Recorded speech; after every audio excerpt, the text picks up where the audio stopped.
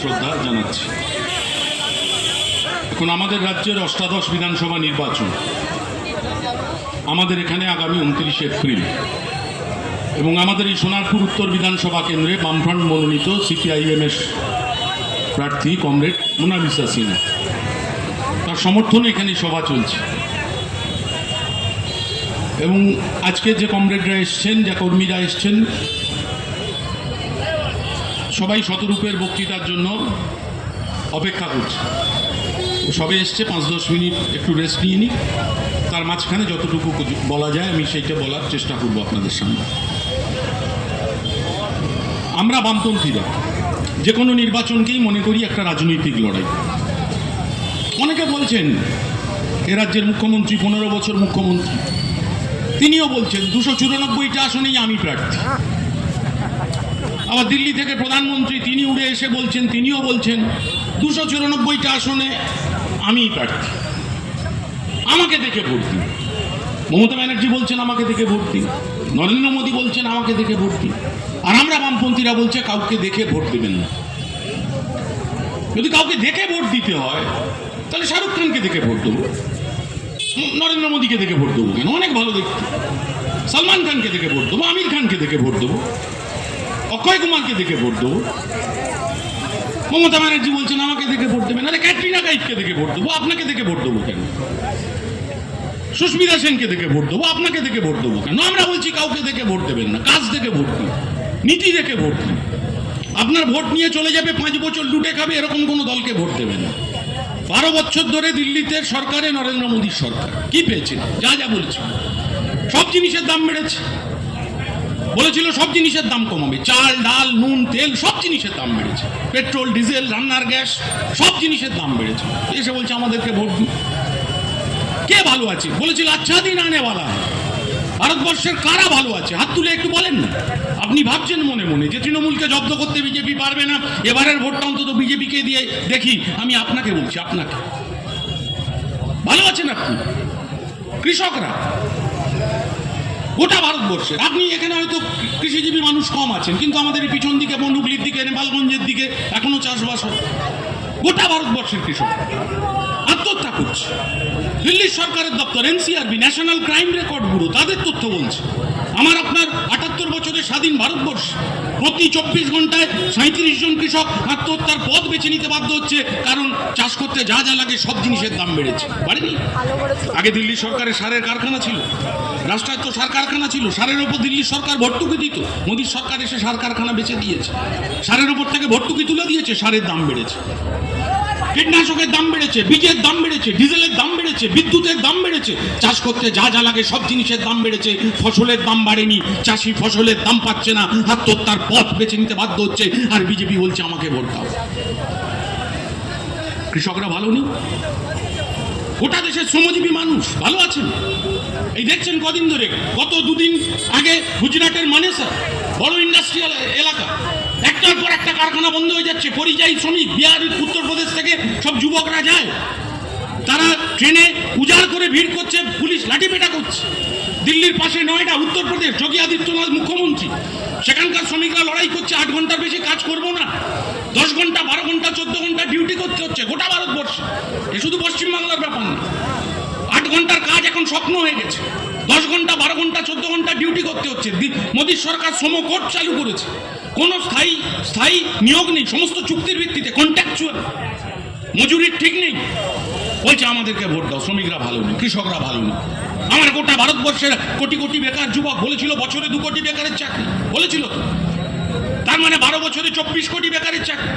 এই বোড়ালের রক্ষীদের মোড়ে যতদূর আমাদের মাইক বাঁধা আছে, যারা শুনছেন, এমন একজনকে খুঁজে বার করুন গত মোদীর জমানায় গত 12 বছরে একটা দিল্লির সরকারি দপ্তরে একটা চাকরি পেয়েছে।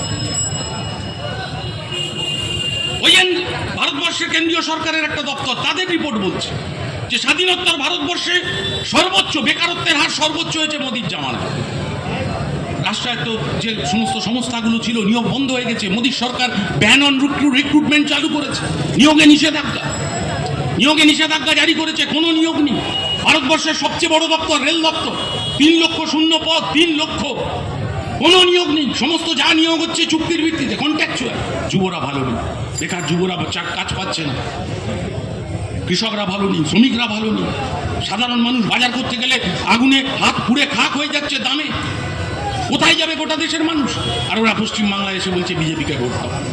আর যত এই মোদী সরকারের জনবিরোধী নীতিগুলোর বিরুদ্ধে মানুষ ঐক্যবদ্ধ হচ্ছে, ওরা মানুষকে ভাঙতে চাইছে, ওরা মানুষকে ভাঙতে চাইছে ধর্মের নামে, জাতের নামে। তার জন্যে ওই বিভিন্ন রাজ্য থেকে দেখছেন এখন সব পরিযায়ী নেতারা আসছে, তারা এসে বিভিন্ন ধরনের উস্কানিমূলক বক্তৃতা করছে, রবীন্দ্রনাথের কথা চাপিয়ে দিচ্ছে গান্ধীজির ঘাড়ে, নেতাজি সুভাষ বোসের কথা চাপিয়ে দিচ্ছে বিবেকানন্দের ঘাড়ে। কিন্তু আমরা বলছি আমরা বাংলার মানুষ, ভারতবর্ষ ধর্মনিরপেক্ষ দেশ।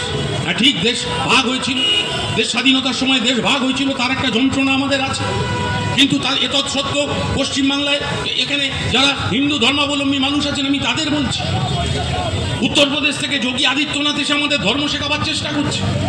আমারও জন্ম একটা ব্রাহ্মণ পরিবারে, ছোটবেলায় ঠাকুমাকে দেখতাম বেশিরভাগ সময় ঠাকুর ঘরে সময় কাটাতেন। তাদের থেকে যতটুকু শুনেছি বুঝেছি যে দৈনিক বসন, গেরুয়া বসন পরেন মানে সাধু, মানে সন্ন্যাসী, তার মানে ত্যাগের প্রতীক, তিতিক্ষার প্রতীক। সাধু মানে হিমালয় থাকবে, জঙ্গলে থাকবে, ভগবানের নাম করবে, তপস্যা করবে। আর এখন আমরা কি দেখছি? সাধুরা প্লেনে করে ঘুরে বেড়াচ্ছে, সাধুদের পেছনে 8টা-10টা করে ওই সিআরপিএফ বন্দুক নিয়ে ঘুরে বেড়াচ্ছে, সাধুরা সব পার্লামেন্টের ভেতরে ঘুরে বেড়াচ্ছে। সাধুর মানে বদলে গেছে, বিজেপি এসে সাধুর মানে বদলে দিয়েছে। সাধু মানে যোগী আদিত্যনাথ। তাহলে স্বামী বিবেকানন্দকে কি বলবেন? আমরা বাংলার মানুষ বলতে পারি, গোটা পৃথিবীর মানুষের কাছে যিনি হিন্দু ধর্মকে পৌঁছে দিয়েছিলেন তার নাম স্বামী বিবেকানন্দ। সেই শিকাগো শহরের বিখ্যাত বক্তৃতা, যেখানে তিনি উল্লেখ করেছিলেন যে ঈশ্বর আমাকে পৃথিবীতে দুমুঠো অন্ন দিতে পারেন না, সেই ঈশ্বর স্বর্গে আমাকে অনন্ত সুখে রাখবেন, এ কথা আমরা বিশ্বাস করি না। অমিত শাহ এসে ধর্ম শেখাচ্ছে পশ্চিমবাংলার মানুষকে, বাংলার মানুষকে ধর্ম শেখাচ্ছে অমিত শাহ। আর রামকৃষ্ণ পরমহংসদেব বলছেন যত মত তত পথ, ওরা বলছে না একটাই পথ, সেটা হচ্ছে হিন্দু রাষ্ট্র। আরএসএস, বিজেপি রাজনৈতিক মুখোশটার পিছনে আছে আরএসএস, রাষ্ট্রীয় স্বয়ংসেবক সংঘ। রাষ্ট্রীয় স্বয়ংসেবক সংঘ, তাদের উদ্দেশ্য হচ্ছে হিন্দু রাষ্ট্র কায়েম করা। হিন্দু রাষ্ট্র মানে কি? হিন্দু রাষ্ট্র মানে হচ্ছে সমাজের মাথার উপর ব্রাহ্মণরা, তারপর ক্ষত্রিয়, তারপর বৈশ্য, নিচে শূদ্র। হিন্দু রাষ্ট্র, আরএসএস এর হিন্দু রাষ্ট্র মানে হচ্ছে মুসলমানরা তৃতীয় শ্রেণীর নাগরিক, আবার শিডিউল কাস্ট, শিডিউল ট্রাইব যারা, তারাও তৃতীয় শ্রেণীর নাগরিক। আরএসএস সেই হিন্দু রাষ্ট্রের কথা বলছে। আর আমরা সব হিন্দুরা হরিবল বলে বিজেপি করছি, ওটা কাজের কথা, ওটা কাজের কথা। ওরা ব্রাহ্মণ্যবাদ প্রতিষ্ঠা করতে চায়। মধ্যযুগে পার করে এসেছি আমরা ভারতবর্ষ, সমাজের মাথার উপর ছিল ব্রাহ্মণরা। আর আজকের মানুষ, বিজ্ঞানীরা সব গবেষণা করছে যে চাঁদে বাড়ি করা যায় কিনা, মঙ্গল গ্রহে জল আছে কিনা, ওখানে গিয়ে থাকা যাবে কিনা। আর ওরা বলছে এখন সেই মাথার উপর ব্রাহ্মণদের বসিয়ে দেয়। সেই আরএসএস সেই হিন্দু রাষ্ট্র করতে যায়। হিন্দু রাষ্ট্রে আপনি কোন ভাষায় কথা বলবেন? বাংলায়। ওড়ালে রক্ষীদের মোড়ে দাঁড়িয়ে বুক ফুলিয়ে বাংলায় কথা বলতে পারবেন? আপনাকে বাংলাদেশি দেখে দেওয়া হবে, দিয়ে পুশব্যাক করা হবে ওই বাংলাদেশের বর্ডারে। দেখেননি আসামের সময়? আসামে যখন এনআরসি করা হলো, এই বিহারে এসআইআর এর সময় দেখেননি? তার পরবর্তী পর্যায়ে গোটা ভারতবর্ষে বাংলাভাষী মানুষদের ওপর কি ধরনের আক্রমণ, এমনকি পিটিয়ে খুন করে পর্যন্ত দেওয়া হয়েছে। মালদা থেকে গেছে পরিযায়ী শ্রমিক।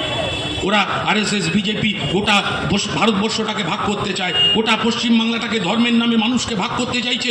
আসলে ওদের যে জনবিরোধী নীতি, গোটা দেশটাকে আম্বানি আদানিদের হাতে বিক্রি করে দিয়েছে।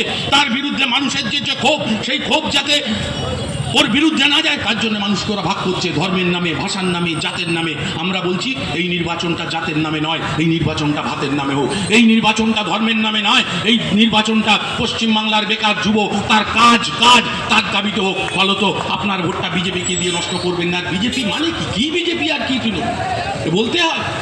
ও তো তৃণমূলের প্রতিষ্ঠা যেদিন হয়েছে সেদিন থেকে যে মানুষটা মমতা ব্যানার্জির সঙ্গে ছিলেন, মুকুল রায়, কদিন আগে প্রয়াত হয়েছেন, তিনিও বলে গেছেন কি বিজেপি কি তৃণমূল দুটোই তো এক। আমাদের বলতে হয় নাকি? সিপিএম এর মিটিং করে বলার মতো বিষয়। গোটা দেশের মানুষ জানেন বিজেপি তৃণমূল আলাদা কিছু না। আরএসএস তার ওই গর্ভগৃহে দুটো দলই হচ্ছে জন্মগ্রহণ করেছে, একটার নাম ভারতের জনতা পার্টি, আর পশ্চিমবাংলার জন্য আলাদা করে তৃণমূল কংগ্রেস। ফলত আগামী 29 এপ্রিল যে নির্বাচন, আমরা বলছি বিজেপিকে ভোট দেওয়া মানে আপনার ভোটটা নষ্ট হওয়া হচ্ছে। তৃণমূলকে দিন। আর না হলে যদি আপনি তৃণমূল বিরোধী হন, তাহলে সেই ভোট অবশ্যই আমাদের প্রার্থী মোনালিসা সিনহাকে কাস্তে হাতুড়ি তারা চিহ্নে আপনি আপনার ভোট দিন। তৃণমূল